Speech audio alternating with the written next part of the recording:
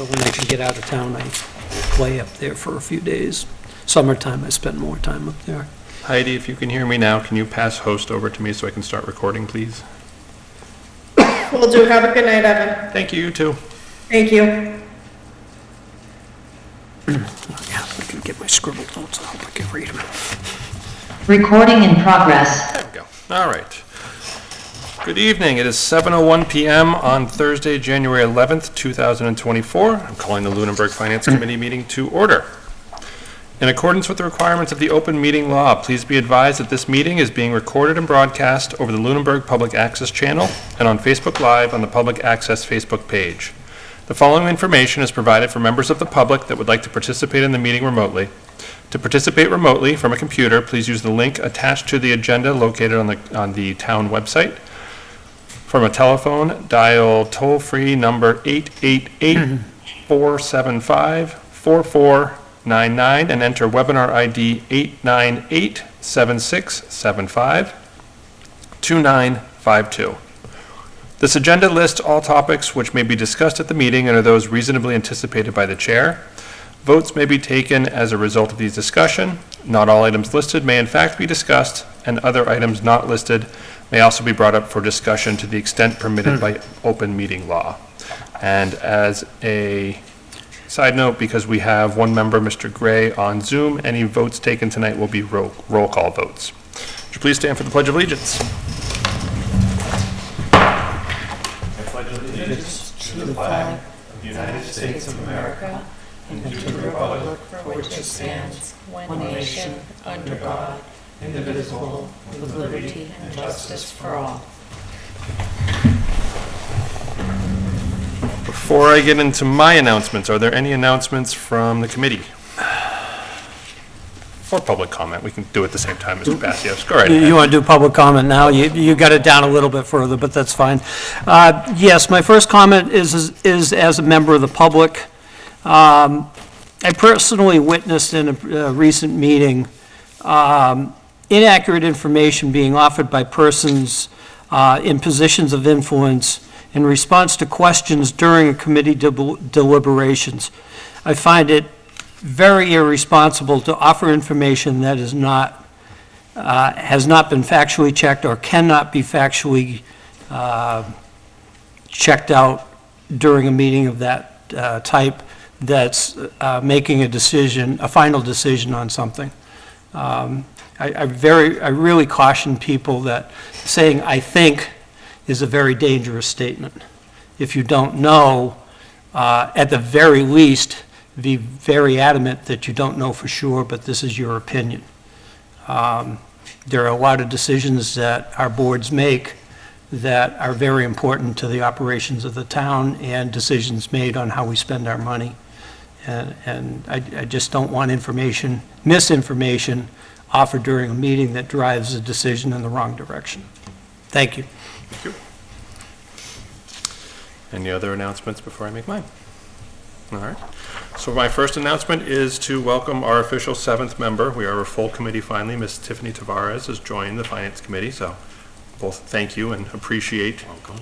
And get ready because it's about a week or two until we start the weekly meetings. Happy to be here. Thank you. My other announcement is just to replug the Plan Lunenburg survey, number 2, for the Master Plan Steering Committee update. It is live until, I believe, January 21st is when their last accepting date was. Currently, the last meeting that we had last Thursday, I think they said they had about 320 survey responses, which is surprisingly more than they were expecting. But they're still short per capita by about 6% for renters in town.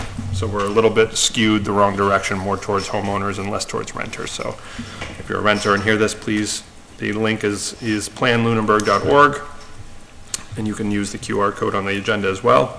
In addition to that, there's going to be a follow-up public meeting, another one, the second one, actually the third one now, on February 1st. It's going to be held twice, one session, and they're identical sessions from 4 to 6 p.m., second session from 6:30 to 8:30 p.m. at the Adult Activities Center on Memorial Drive.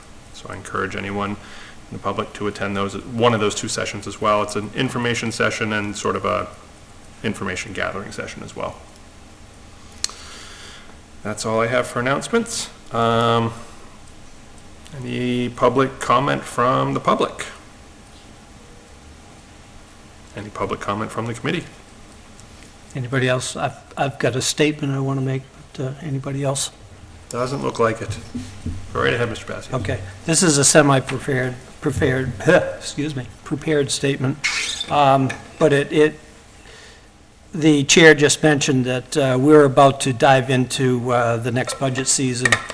And I just wanted to make the comment that the budget season will, as always, will be a challenge again this year with the knowns and unknowns in losses of grant funding, possibly state aid. We're hearing the rumblings of that coming forward, maybe, maybe not. But we are just beginning the process. And I remind everyone that budget planning is a constantly fluid process that we must work through step by step. To do our due diligence in this process requires that we initially report the worst-case scenarios based on the knowns now.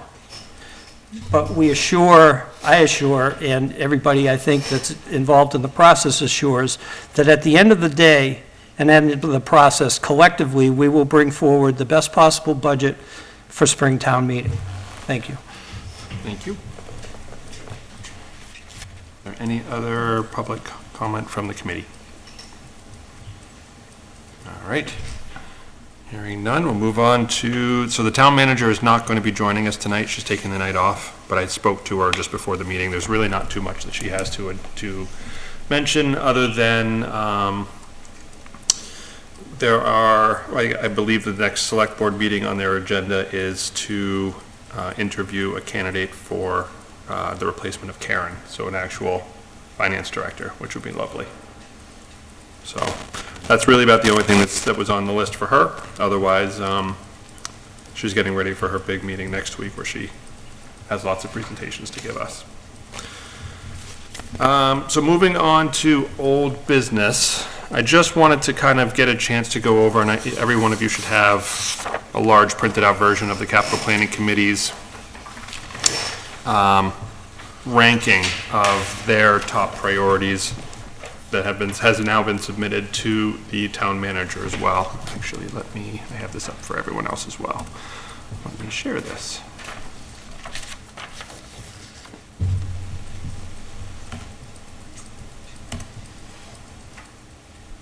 There we go. And so I just at least wanted to have a discussion if there was anything that stood out to anyone specifically or any concerns. We do have obviously the ability to discuss this with the town manager next week when she gives her presentation of her ranking as well.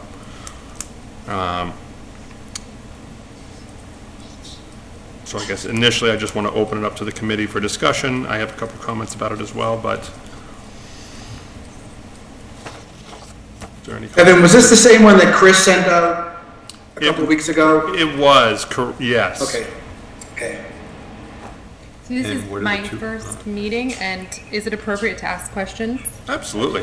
Okay, so I reviewed all the fiscal year 25 proposals from the different departments submitted by the town. And is there any more detail with the proposals, or are these what we get to base the spreadsheet on? This is what we get. You do have the ability to go back and watch the Capital Planning Committee meetings. They're all recorded. Okay. Thankfully, those are now available online. In years past, they have not been recorded. So it's a little more transparent at this point. They weren't Is recorded. it the documents available on Google? It should be the same documents that we have as well. Chris loaded up all of the presentations and all the secondary documentation that they gave us. But you get the verbal part of the presentation that goes along with whatever they presented that could be saved digitally. I was wondering if there's more financial detail. So painting is a simple line item, and, you know, so the Ritter Building has painting that's come up. So I was wondering what the square footage is. Like, what's the price per square foot for the budget that they're proposing? That would be a question for Mr. Menard. Okay. or for facilities, more specifically for the facilities director. That's been one of the bones of contention over the past few years especially, is that many projects that get onto the list have a dollar number attached to them by way of, we think this is about what it's going to be. There's no actual bid process or formal estimate process on most projects when they get, some of them, like the culvert projects, the infrastructure projects, they're a two-phase, two-year project usually, engineering 1 year, and then you get the project itself the next year. So there's a little bit more clarity to those types of projects. But like you just brought up, the painting, what's the square footage, what's the actual cost of doing this project, and what's the lifespan also. We don't get that detail. So I think that's the first question that I reached when I was trying to do some homework, is how did you ascertain this price? Exactly. It's, as Mr. Pastor said, it'll range from a complete guesstimate, and I would say not a very well-educated guesstimate, to a very well-done engineering plan that has gone out to, not necessarily out to bid, but at least they've had the engineers come back and say, this is what the prevailing wage cost would be, this is what it should cost you for that, and they can actually get down to the specific dollar. But for a lot of them, it's anyone's best guess. And some of them, if you look at the years, so the way that the project code is listed, so 1, 2, 3, 4, 5, the fifth column, project number. So it will list out the department first, so fire department, and then 23 is the year that it was first, to my understanding, the year that it was first submitted. So that's fiscal year 23. So that one's been on the books since FY23, whether or not that was the cost that they estimated in FY23, or that's the cost for FY25, I don't know. If you scroll down to the 13th one, for the vehicle schools, the district dump truck, that's from 2019. No idea if $74,500 will cover that truck in 2025. I will say that the town manager tries to get those numbers up to date when they've been on for a while. Or the last good physical estimate was no more than 2 years, or a major event happened in those 2 years, such as the pandemic and the crazy cost escalations that came with that. My comment to that is that we have some estimates out there now that were obtained during the highest part of the cost of everything. And those really need to go back out for a good deep dive, because they should be 10, 15, 20% lower now, even though materials are high. Okay. And is there any policy and procedure on the process of obtaining those numbers within, that's one thing I didn't have a chance to read yet, are the policies and procedures that were sent over. So what are the regulations on that for the town of Lunenburg? Dave, is the capital planning committee beholden to anything other than just the task of? Capital Planning Committee at this point is tasked to work with what they're presented with and any answers that they can pry out of whoever they Right. try to get the information out of. And that's why I made that comment earlier, that, inaccurate or non-fact check comments made at the last minute can sway a decision one way or the other. And then 2 weeks later, after the decision's already been made, you fact check it and it's not accurate, then you got a real problem. It makes sense to me. So honest answer, I don't know. I believe that there is, once it gets to the town manager, and certainly once it gets to the town meeting, there are requirements that are at least Mass General law requirements. I'd have to go back through our actual charter to see if our charter actually lists out. I believe it does list out more than just the development of the capital plan and their charge. I'm not honestly sure whether or not they say, or they list out what their requirements are, legally speaking at least. I will continue to do my homework. And a lot of that, the capital planning policy is incorporated in the select board financial policy. That's where you get most of that information. Okay, thank you. And just the way that the capital plan works is once So the capital planning committee gets together, they put together their list, they meet with the department heads who pitch their options, their offers, they go through. You'll see that the scores on the right-hand side, those are the initials of the committee members. Okay. And there's a Collins score that gets used to kind of grade all of the different options based on need and cost, and I'm sure there's about 10 more things that I'm not listing. How it affects the budget. Right. And things like that. So it goes through, it's a very lengthy process to at least organize it into the list that's here. This then gets submitted to the town manager, who has the authority to reorganize it however she sees fit. And then that is what is presented to town meeting. And it's an up or down vote at town meeting. The only, maybe I shouldn't dive into this yet. No, go right ahead. I was just going to say that with the experience of the last couple of years with the capital plan, there's been some pushback as to, why is town meeting only allowed to an up or down vote? Clearly stated in the charter, I believe it is, town meeting can reduce the dollar amount total, but it cannot pick where that money gets taken away from. Okay. Okay, and it cannot be increased because. Cannot be increased. It's a change of, what do they call it? It's not within the scope. It's not in the scope of the warrant Right. article. Exactly. Yep. Okay.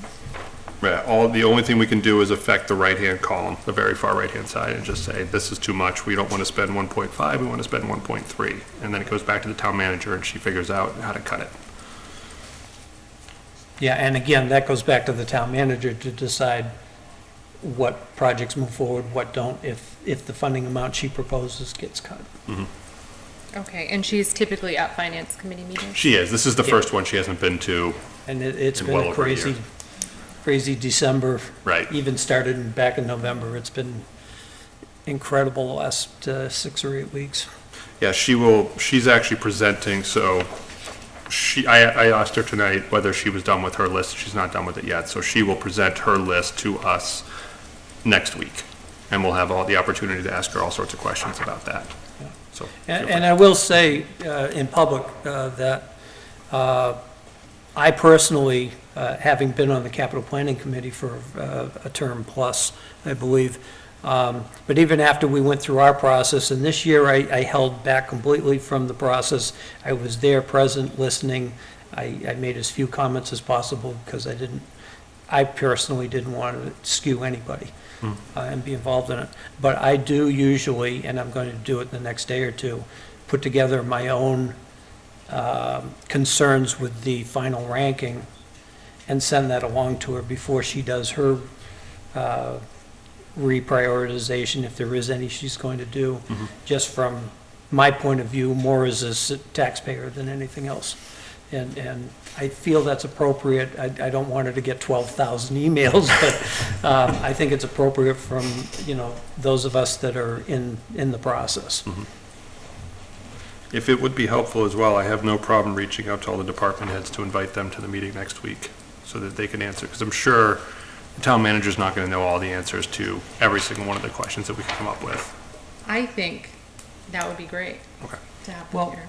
are we going to have department head presentations or no? We will, but that's not going to be on the capital plan. It's only going to be on the omnibus budget. Oh, on the budget, that's right, I'm sorry. My head's been hung up on the capital plan all day today, so it's kind of hyper-focused on it. The Board of Selectmen. Yes.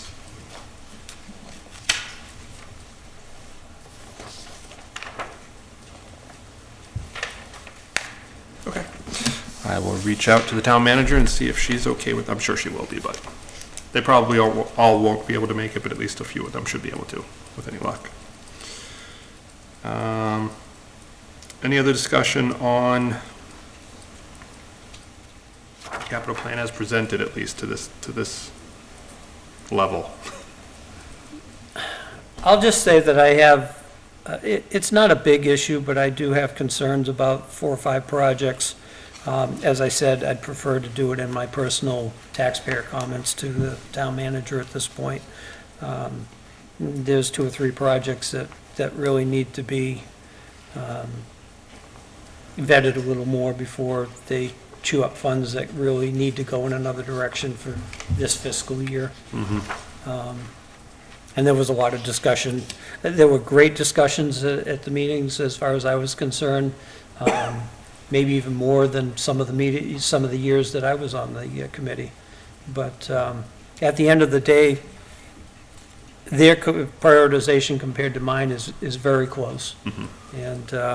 And even there's some if you look at their numbers, there are a few outliers individually, but in general, they agreed on many of the projects where they landed on the list. Problem is, we need 3 times that much for dollars to spend on capital. Well, especially, what's the number that we're up to now? It's something like 30 or 40 million that we're behind on capital plan over the next few years. Oh, yeah, easily. And that's another concern I have, is that there's probably another 20 or 30 million out there that we're not even talking about yet that should be talked about. We're just trying to catch up with the problems we know we have, Exactly. or that we're behind on dealing with, I should say. I do have a little bit of concern with whether or not we're going to make it all the way through the top 13 and get to the 1.5 million, just based on the year that we've had with our current free cash situation and a few other topics that are coming up as well. So I'm hopeful that the town manager is able to at least get down to 13. I'm more hopeful that she can get down lower. I know in previous years, we've been able to make it down into the $2 million range, but those were, I think, off years, not necessarily the norm.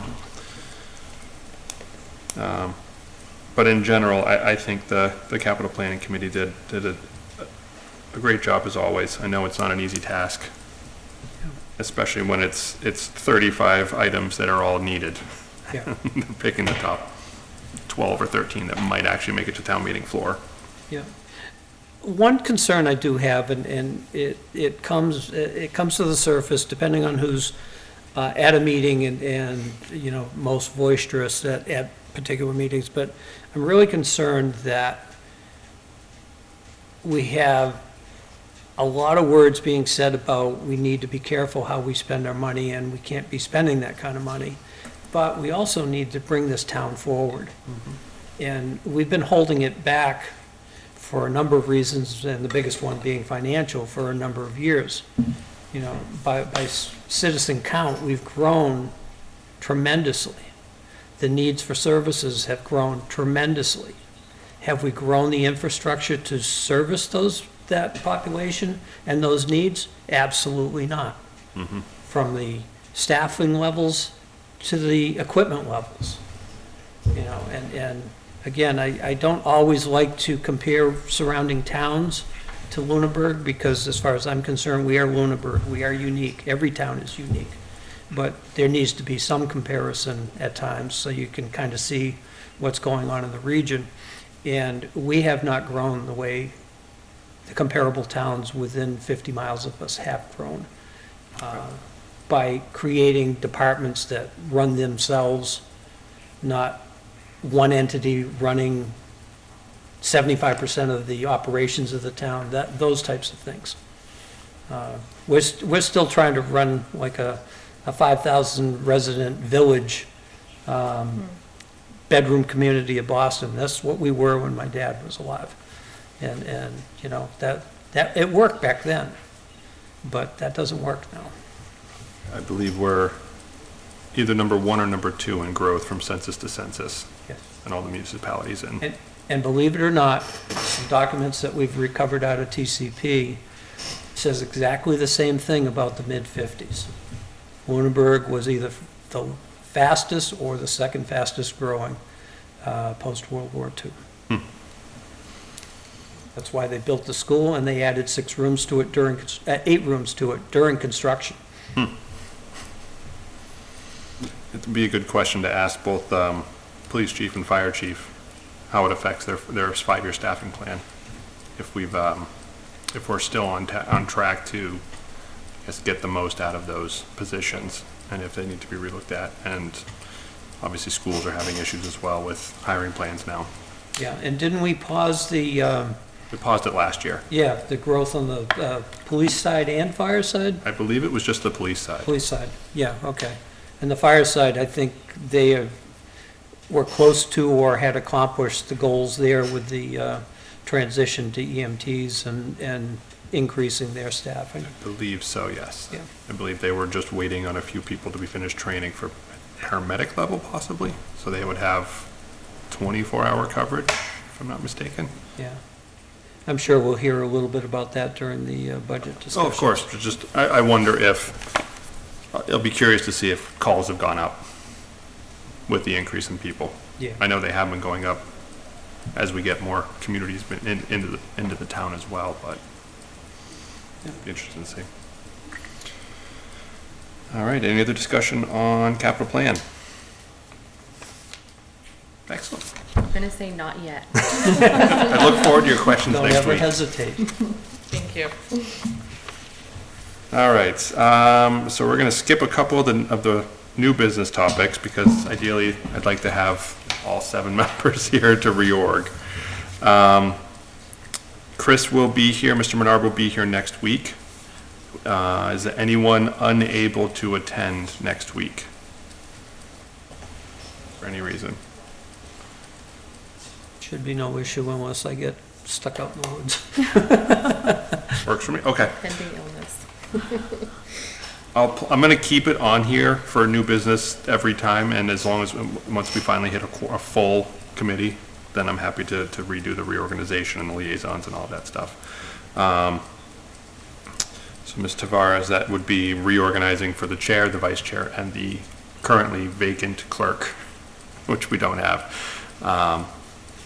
We do not actually have, the clerk doesn't actually need to take notes at this point, which is kind of nice because we do have someone taking notes. Danielle takes notes for us and writes up our minutes for us. So the clerk is more of an, I guess, honorary title at this point. Okay. There's a few formal things that. Right. It's very rare, but I think the clerk's involved with a line on a transfer, departmental transfer during the budget, during the budget year or whatever. And I believe we're going to have a small one probably in late January or February. What does that mean exactly? Like, what does that include? Well, I'm not going to get it exactly right, but I'll give you the scenario, and I think it's going to happen again this year. The only one I've ever been involved in is we overspent the meeting and training budget for the Finance Committee because too many of us went to the MMA conference that's coming up in January. So we had to make a transfer, and I don't remember what account it came out of, but we had to approve a transfer from another line item into that line item. And that was because it was outside of the department that it was originally funded. If it's an inside the department heads can move money from line item to line item. I see. But I think that dates back to 2 chairs ago. I think that was probably Terry that did that one. Because I've never had to oversee a line item transfer. I don't Yeah, think Peter and- did either. You know, and I don't know how many people, well, MMA got canceled, 2 years in a row, I believe? I haven't been in 5 years. I am going this year, and I'm there for one night, but looking forward to that. Did anyone else sign up by any chance? No? Okay. I'm signed up as well, so I'll be there. This is the first time I've heard of it because I'm new. So MMA is the Massachusetts Municipal Association.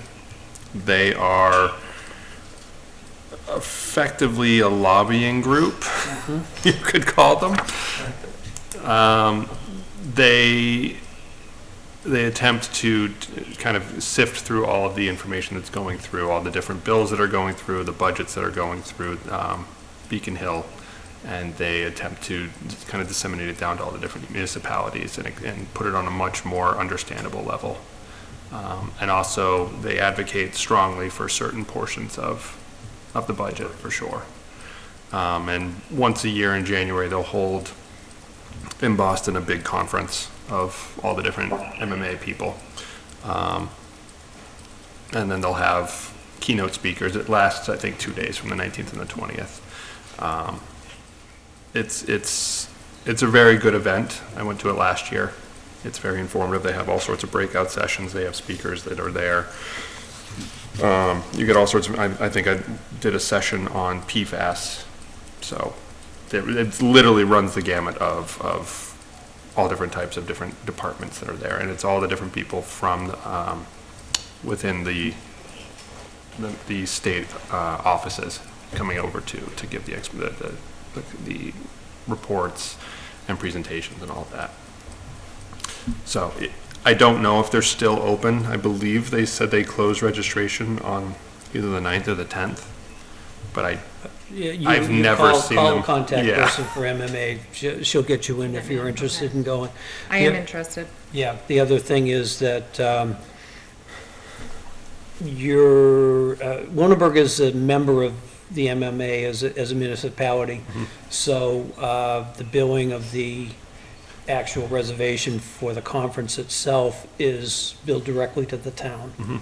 And then any expenses that you incur, travel, food, lodging, keep all your receipts, and they're reimbursed through that account that I was talking about earlier. And I believe if you get onto their website, you can sign yourself up as a member of this committee. And it just asks you how you're affiliated with the town, so on and so forth. And once you do that, then you'll get all the notices that come out of them. More immediate homework. And they put out a lot. They also do, I actually went to it in was it December. There's also the Association of Town Finance Committees, the ATFC, which is a part of the MMA. And we are a member of that as well. We pay into that. So they had their meeting this past December that I went to as well. So that's specific to budgetary stuff and specific to finance committees. This will be select board members, finance committee members, mayors, town managers, administrators, kind of everybody there. And then they'll have information on, there's a big thing on MIA, the MIAA, the insurance, health insurance and retirement coverage will always be a big thing there. I think there's a women's, is it WEMA? That sounds right. The Women in Municipality Association luncheon. It's very inclusive. It's good though. It's a lot of good information. So if you're able to go, I highly suggest going. I am definitely going to try to make that happen. Excellent. The other two things that are really great about it is they have a trade show. And everybody under the sun that has anything to do with municipality, municipal government, equipment, companies, you name it, they're all there. All the legal companies that deal with municipalities, ours is there every year.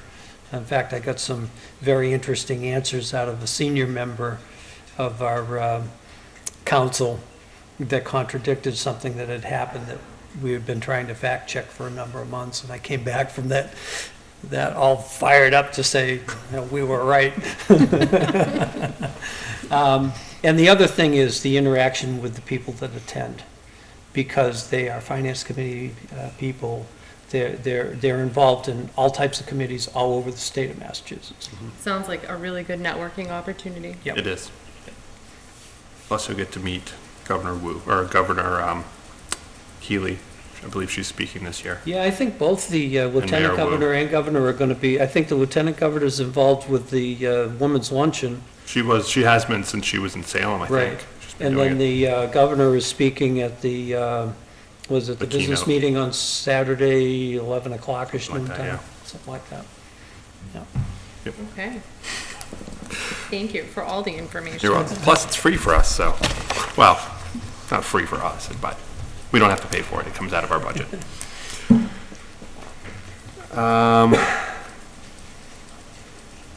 So the next portion is the Finance Committee budget review discussion. So this one, I just wanted to have a topic or discuss sort of our historical requests of department heads. And for our new members that haven't been through budget season before. So the way that I have a couple of them listed on the agenda itself for when we're going to be having our first few meetings.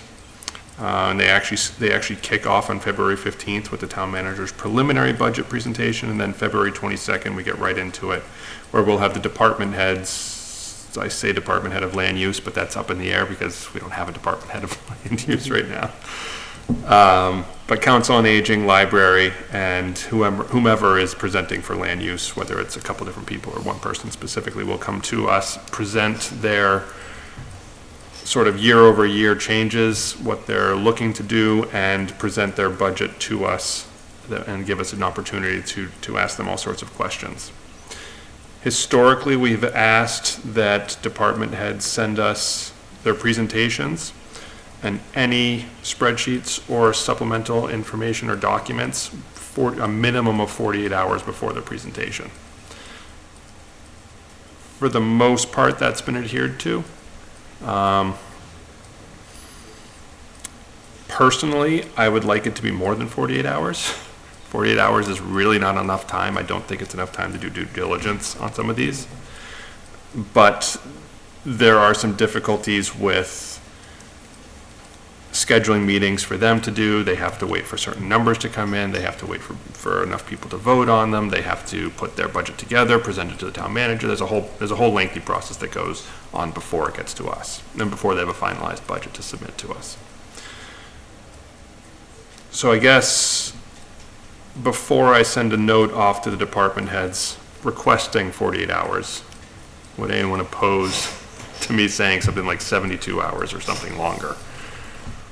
I think it would be appropriate to ask for a week. Ideally, it would. Yeah. I'll bite Can my always tongue on ask that. for it. Where these. Yeah, ask for it. I mean, you're gonna get it when you get it from them, is basically what it boils down to. I'm sure they'll try, but, I mean, It's a lot of information to review, and there's a lot of different departments. So to really form an opinion on it, you need to review your materials like thoroughly.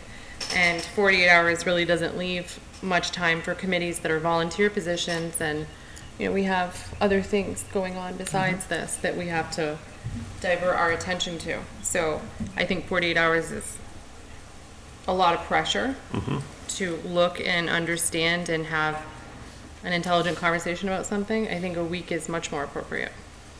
I agree completely. And this kind of brings me over to the next topic, which is the school department has, and I told Ms. Archambault, the chair of the school department, that I would have this discussion with the committee tonight and get back to her. She reached out to me a couple days ago. They are scheduled to vote on the school committee budget on, I believe, let me check. So she said they're supposed to vote on March 20th to approve their budget. And she had listed that we were supposed to meet with them on March 21st, which would make it very difficult in less than 24 hours, heads up. Looking at the schedule, and the town manager actually mentioned it tonight on the phone call I had with her, we're actually scheduled to meet with the school department on March 14th. So 6 days before they actually vote on their budget. The concerns that were raised were were basically around the increase to health insurance premiums. And that's leaving a large number of questions, and that's a large portion of the school department budget. And they won't know those numbers properly, I guess, until much later than they were anticipating, which, from what I understand, Maya releases their numbers in February, early February, for this exact reason. So I'm not entirely sure why they're unable to get numbers for the budgeting purposes beforehand. But we tossed around a couple of ideas for solutions to make sure that we have the opportunity to go through, you know, this is 55% of the town's budget, and 24 hours is not going to be sufficient to look at a budget and determine whether or not it's, you know, figure out any questions to ask. So from what I understand, Ms. Archambault is expecting to have an unvoted upon budget ready to go a few days before that she could submit to us, they would still vote on it on the 20th, assuming that it's not going to change very much, or if at all, on the 20th. And then we would take up the conversation on the 21st. So I guess, what does everyone think?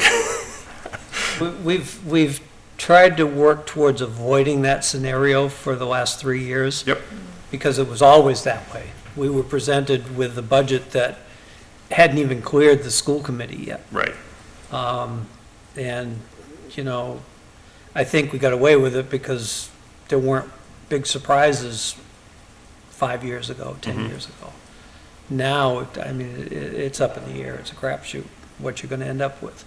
I've made this comment a couple of times already recently in meetings, and finally got an answer to how much is in the account from the town manager at the select board meeting this past Monday night. And, you know, when, a few years back, when, much to our joy, instead of a 4 to 6% increase in insurance costs, I think it was less than 1%. In that year, the town and town meeting created a health insurance stabilization fund.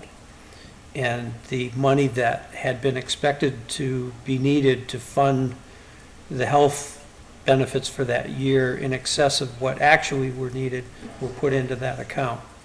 We tapped that, and I don't know what the amount was. We tapped it lightly last year to offset the increase, and the town manager told me Tuesday night there's somewhere in the vicinity of 100,000 still sitting in that account. When we've tapped that account, we've allocated amounts to both the town side and the school side to help offset insurance costs. So, you know, again, in my comments, we're in the early stages. We're offering the worst-case scenario. But we have fortunately put a few buffers in place that could help us. And I personally, and again, you never know, especially with the state and you know, outside entities like insurance companies, you know, they give you this number, but you never really know where it's going to go. Most years when they say 6%, it comes in at 4%. Apparently, they're saying 8% this year. Yeah. So, and that's the exact scenario. They give you this high number to warn you severely ahead of time, and then it actually comes back. I mean, that's prudent from many directions, but we need to be careful how much we scare the taxpayer about it. So there's two different parts to this that I think of. I think, first of all, we are going to see an inflation in healthcare costs across the board, whether it's municipality or, you know, private healthcare. They are going up already, and it's not even halfway through January of '24. The other thing that I'm thinking of is, this is somewhat of a math problem. How many people are enrolled for health insurance costs? If there's an escrow account of $100,000 to offset a budget, how quickly can that 100,000 be eaten up? If we're given an 8% increase, worst case scenario, and there's 300 people with health insurance, which obviously isn't the number, what does that mean every person would then have supplemental of that 100,000? I think I understood what you just asked, and I think basically it boils down to maybe that we could ask the chair to ask town manager to bring us a number sooner rather than later as to how the raw numbers flush out at this point. The school committee should be able to do that based on what their cost was last year. Town side should be able to do that. I mean, that's the best way to do it as far as I can see. Okay, what's 10% mean? Right. And how much is that above what we allocated, say, last year? And then does the $100,000 split between the two entities, how far does it go to cover that? Right. Does it mean that it's, you know, $1,000 a person or 50 cents a person? Because depending on the enrollment, it could go either way. And then, is there open enrollment? So are people that have health benefits through the town of Lunenburg, in whatever department they're in, are they allowed to change that. So what are the rules and regulations? Because that's gonna also affect the budget. So if there's open enrollment once, twice, 3 times, 4 times a year, you know, there's participation from the town versus the employee. And over the few years, recently, there's been a few programs that have been put in place to opt in and opt out of different programs in the healthcare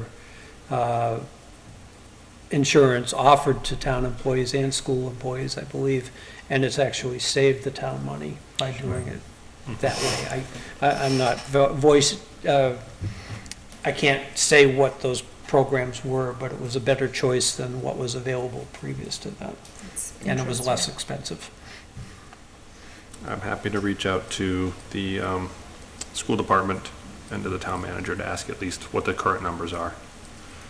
If they're going to propose a short timeline of not a voted on budget, and it's gonna be presented within a 24-hour period, having that preliminary information is going to lend a hand and make it more comfortable for people to understand what they're really looking at. So if they can't set the budget any sooner for whatever reason, then having those numbers in front of us would say, okay, well, this is where we're at. See, the other thing the school district is up against is ESSER funds disappear for this next budget. I'm sorry, I missed what you said. ESSER 1 and 2 grants from the federal government from Okay. the COVID funding. And during that time period, and, you know, it was stated through the whole process that, you know, we're going to need to be careful what positions we fund with that money, because when the money goes away, what are you going to do? Are you going to take out budget-funded positions to keep those other positions and fund them through the budget, or what are you going to do? And that's where they're stuck right now. I mean, they're talking 20, 20 FTEs. yeah. So, you That's a know, lot. that's, Well, they hired 20 FTEs with ESSER Right. funding. right. But then the decision, and it's administrative decision that they have to make. Okay, were the positions that we basically bought with the grant money, are they more important than a teacher position in a classroom or administrative position in an office? That's what they're in the middle of right now. And the school committee makes those decisions? Yes, they're solely fiscally autonomous. Okay.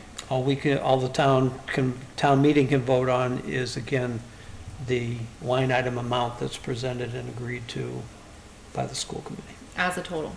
As a total. Yep. They'll present it to us broken down, but we don't have the authority to change anything within that. Okay. We can just do, I don't believe, when it gets to town, The only, and again, I will fact check this so I can be sure about it, because I kind of remember many years back, before I was old enough to be involved with town government, some years that there was some real strong animosity, and at town meeting, the actual line item number was reduced. And I think that can be done.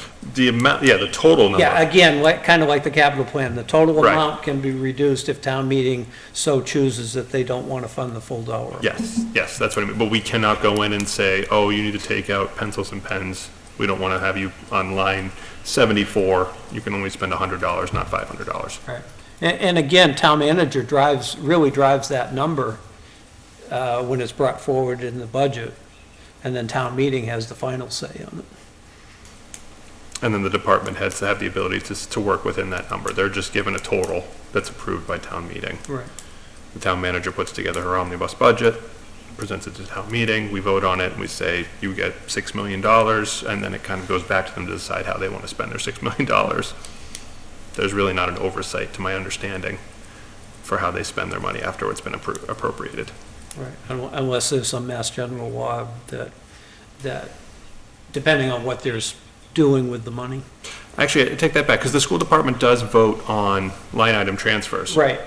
So it is, there must be a mass general law portion that says they have to, once it's been approved by the state, that says that this is what we're gonna have, this is at least our departmental totals for each section, and then we can move between those two lines. Right. but it doesn't break down to the actual dollar amount for each. Yeah, and, you know, my interpretation of what you just talked about, line item adjustments, they do a lot of them, and there's reasons for that, but that's basically the same as what the charter or the bylaws require us to do interdepartmentally. They're doing the same thing, but they do it on a regular basis because their needs are floating all over the place constantly. Okay. So I will request a week. Yeah, and that's one thing we've got to remember, you know, we can be as boisterous as we want, and we can make as many recommendations as we want, but we are a board that reviews and recommends. So typically, we also receive two different types of documents. We'll receive their presentation, which ranges from sort of more geared towards a public persona, just showing this is what we do, this is what we're all about. And then I've seen them, in recent years, we've gotten a little bit more towards this is just the nuts and bolts of their actual budget specifically. Personally, I'm on the fence with it because I do believe that they should have the platform to advertise to the community and say, this is, you know, I'll use the Council on Aging, for example. Deb comes in and says, this is what we do. This is all the programs these are all the programs we offer. And this is how great it is. And look at how small our budget is. And this is what we make it, what we do with all of that. I think that's a great opportunity for the Council on Aging. But I do want to make sure that we have enough time to actually get into our job, which is to look over the budget specifically. So I wonder if perhaps we ask for a week in advance specifically for whatever spreadsheet or budgetary list that they actually have, which I'm sure they have working. At least that within a week. And then if their presentation takes a couple more days, then so be it. I think the numbers are far more important than the presentation, because the presentation add the details to the numbers. Right. But knowing what you're looking at, you know, for dollars and cents, I think that's the core of the finance committee. Right. Okay. So maybe I'll do a week for the numbers and a presentation's 72 hours at most or something like that, or a minimum.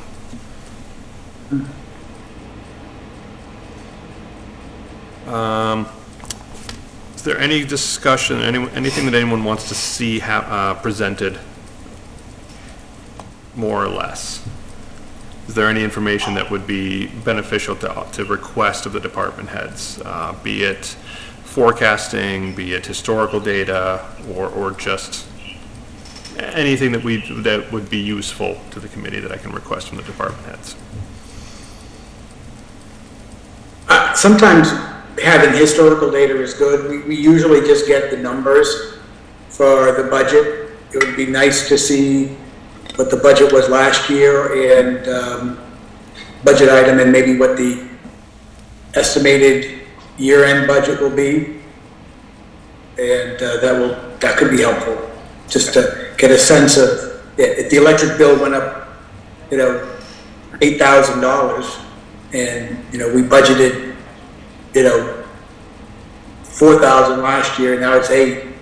Well, if it's really $8,000, then we can see it. It almost answers the question for us. That's what happened. We can ask questions why, but at least we know that's a real number. So getting historical data would be helpful. Okay. What's made it a little difficult more recently is not having an extensive quarterly report. You know, with Karen retiring and all the issues that have been going on, they've tapped her to do the highest priority work first, and some of the other stuff has had to wait. The quarterly reports give us a good idea as to where we are within the budget year that we're in. But we haven't received quarterly reports? Honestly, I don't know for sure because I just got back on the committee. I don't remember seeing one for a while. Yeah. That's not to say that it didn't get generated, it just Correct. didn't get presented. Are the quarterly reports all inclusive? They are. What was budgeted, what we spent so far, and the fact that Karen had been doing it for so long, she could give us her interpretation of where we might be in trouble, we might not be in trouble to get through the end of the year. But she had been at it for a long, long time. I would think those are very helpful, because to make informed decisions, to have the analysis in front of you. I mean, that's a big piece of it. The only reason why I believe those have stopped is because, like Mr. Pastio said, Karen Brochu is technically retired, our finance director, and she's been retired since the end of FY '24 or '23. She's just still working here because we don't have a replacement. So this is a big thank you, Karen, for sticking it out with us. Exactly. Exactly. Okay.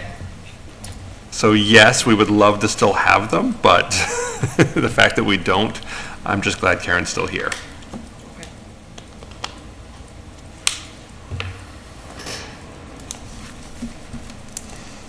Okay. Okay, so historical budgets for comparison, biggest increases and decreases, year-over-year information.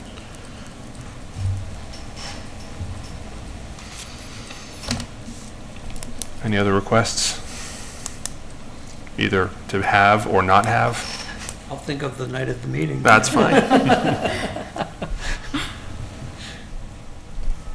All right. I do want to read, I meant to actually bring this up earlier. The town manager sent an email out to the committee, and I think it's worth reading out to the public as well, regarding the Governor Healy budget. So I'm just going to read directly from the email that she presented, or that she sent to the Select Board and to the Finance Committee. So she wrote, "Good afternoon. I'm emailing you regarding the $375 million in 9C budget cuts that Governor Healy announced here today." And she listed an article from the Massachusetts Municipal Association, which can be Googled under "Administration makes 9C budget cuts but avoids cutting local aid." So she then goes on to say the 9C cuts did not impact local aid, and after reviewing the list of funding that was cut, it appears that there will be no impact to Lunenburg at this time. We did not receive any earmarks, though, through the state this fiscal year, and it appears that this is where some of the cuts are being made. So while that's unfortunate, I'm optimistic that it will not come back to bite us, but $375 million is not a small amount to just cut out of the budget. So, It always boggles my mind that how many $1 billion they've got in their rainy day fund. And it stays there because they do this during the budget years. yeah. I guess it's prudent to operate that way, but there's an awful lot of taxpayers' money that's sitting in a kitty that's not getting used, It's true. and it's in the billions. Yeah. I believe the revenue shortfall was, they estimate to be $1 billion, so this is only part of it, so they're gonna use some of that money, that rainy day money, too, so I think that's what they're doing, using both.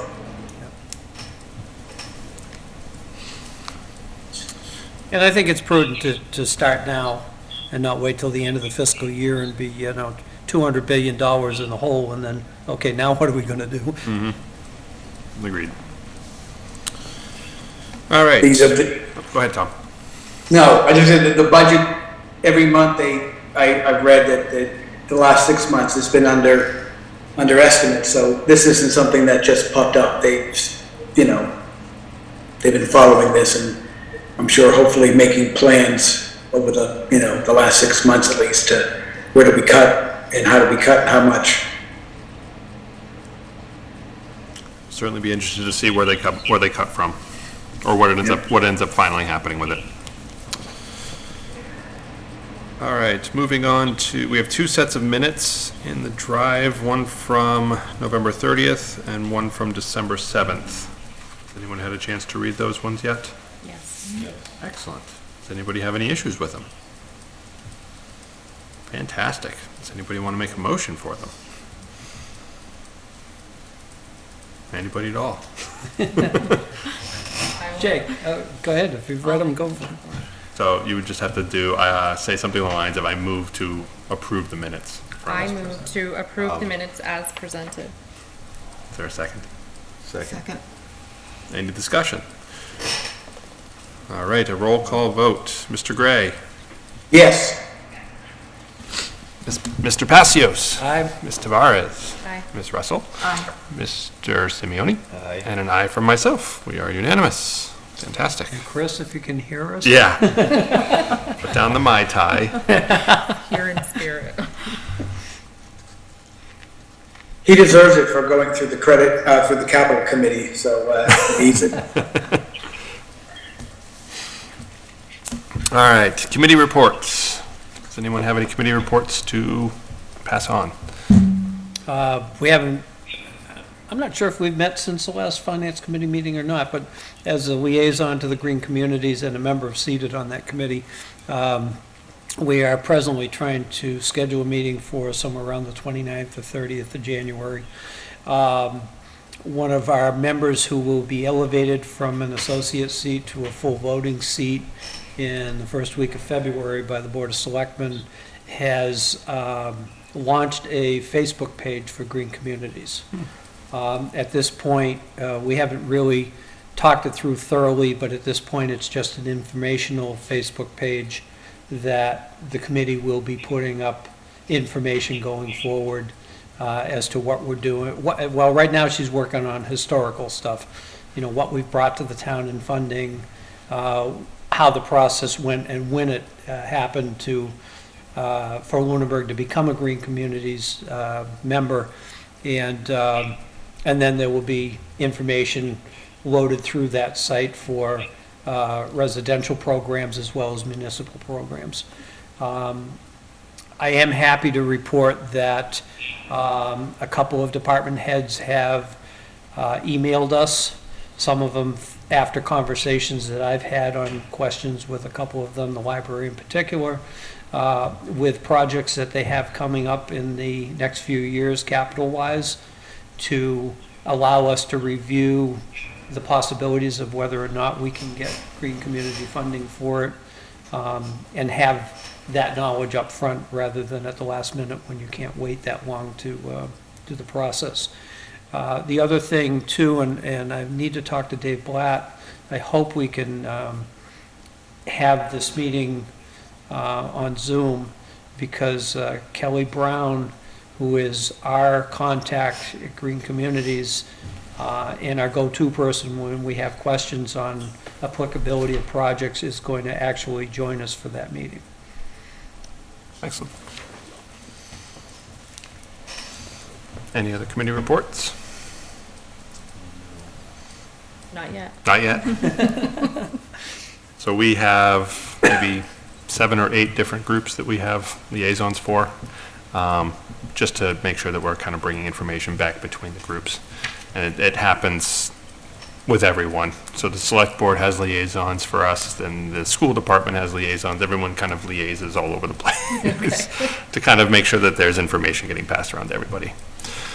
The only one that I have is just the master plan steering committee, which I've already talked about. So that was the only meeting that I've had that's met since our last meeting. Topics for future meetings. So we only have 2 more regularly scheduled meetings before budget season officially kicks off. I have no problem canceling 1 or 2 of those meetings if we want to not have them. It's fine with me. But, go ahead. I'll make the comment that I think if Heather's able to fill us in on some of the goings-on of the last month and whatever happens between now and when we dive into budget season, just so that we've got that information in our heads, what have been challenges, what has stressed our financial position, if anything. Snow and ice removal is always a big question. And I'm sure, even though we've only had 1 or 2 snowstorms, I'm sure our budget is stretched thin already with all the issues that we've had. So those are the only reason I don't like to go, personally don't like to go a long period of time without a meeting. Well, we have one next week. We're already scheduled to have one on the 18th, and that's where she'll be presenting her 5-year financial forecast and the capital plan recommendations from her. So I can certainly ask her to also present on what's happened in the last month or so. Okay, so what is the first official meeting that dives into the budget? We date? kick off on February 15th with her preliminary budget presentation. Okay, so that's not that big a break in between. No, no. And like I said, we have the 25th of January and the 8th of February as regularly scheduled meetings, which, I think what we've always said in the past is, okay, if something pops up, then exactly. it's the chair's prerogative to call a meeting. Well, why don't we wait till the next meeting? You know, that gives us some time. And if at that meeting, we said, okay, well, 25th and or the 8th aren't necessary, we can you know, discuss it then. I had a question about the first. The first would be a Thursday, so there's no meeting on the first? So we meet the second and fourth Friday, or Thursday of every Until month. budget season starts. And then it's every week. And then it's every week, and it even goes into 2 days a week.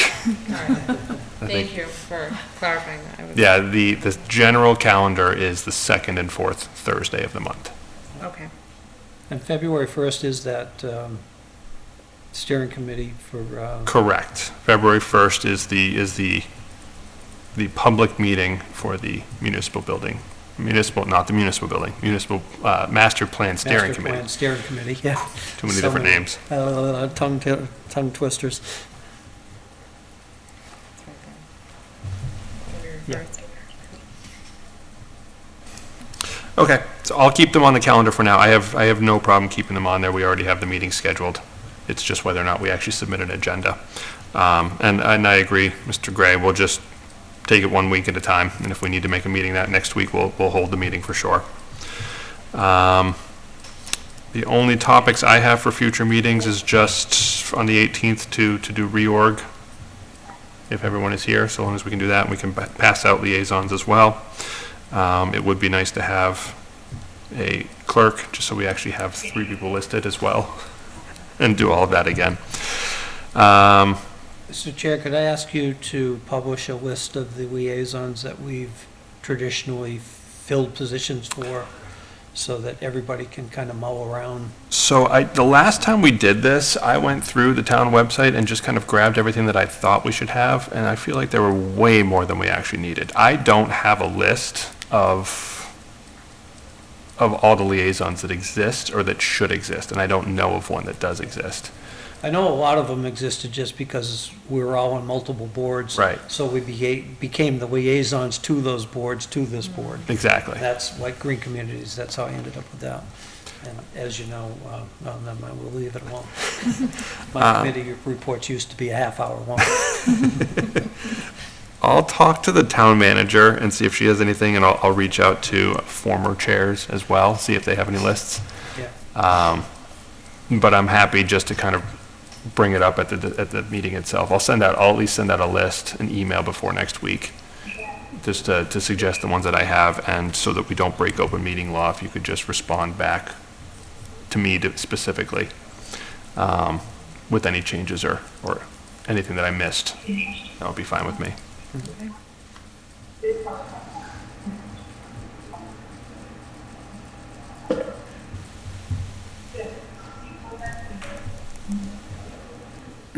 Okay. All right, so our upcoming meetings, as we discussed, we have January 18th, so next Thursday, we'll be in here at 7 o'clock for the 5-year financial forecast and the capital plan recommendations from the town manager. And then we have 2 more meetings, and then starting February 15th, we kick off the official start of budget season. And it's already going to be changing. The days that we have planned, or what's already been listed is already going to change. I'll get back to the school department and see what we can do with that one, because the dates that Ms. Archambault actually listed is not the date that we have scheduled. So that's going to be a first issue, and then it still brings it a week out before they're actually going to even vote on it. So I'll see if we can work out that with them. But it may be that we just have to switch them towards the end, and I believe it's Monty Tech. Who's at the end? Oh, I've already closed it. Oh, well. There's a couple there at the end that we usually have. I can't think of them off the top of my head, but we might be able to switch them forward. The problem is that March 28th is our scheduled public hearing. So this, to push that out another week, pushes out our public hearing another week, which then pushes out our recommendations to the ledger, which then pushes out our recommendations to the warrant article, and everything kind of backs up. So we're sort of in a tough spot. But I'm sure they can figure out something to get around it.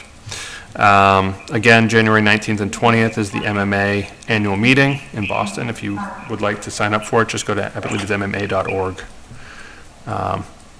And it's easy to sign up for. Just do existing member and bill to the town. It's very simple.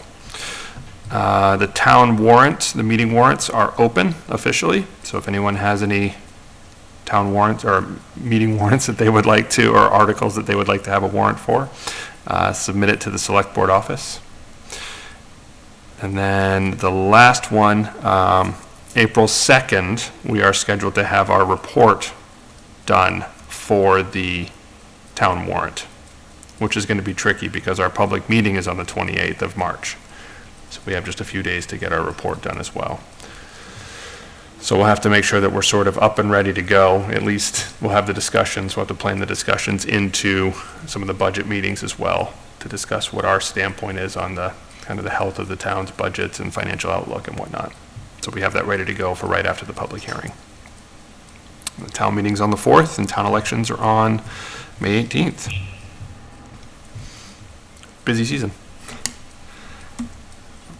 With that, is there any public comment from, I see no public, but is there any public comment from the public? Seeing none, any final public comment from the committee? Yeah, actually, this is probably a public comment from the public, but I'll just put it in now. As some people know, there was some historical documents and materials that were found in the vault in TC Passios. My family's known that there was something in there for many years, but we finally got in there, and the school committee separated it from the confidential records that were also stored in that area, and they are presently being transferred, have been released by the school committee, and are going to be transferred to the Historical Society. As that process happens and the society's ready to allow the public to peruse that material, I'll keep everybody up to date as much as we can, and I'm sure I'm working with Bill Tyler, and I'm sure the society will also. I'll just make the comment now that I know for a fact that there are small photo albums covering the kids that were in TCP in the elementary grades from 1992 to about 96, 97. So if anybody in town wants to see pictures of their kids or want to go down memory lane with their teachers from elementary school, that material will be available in the near future.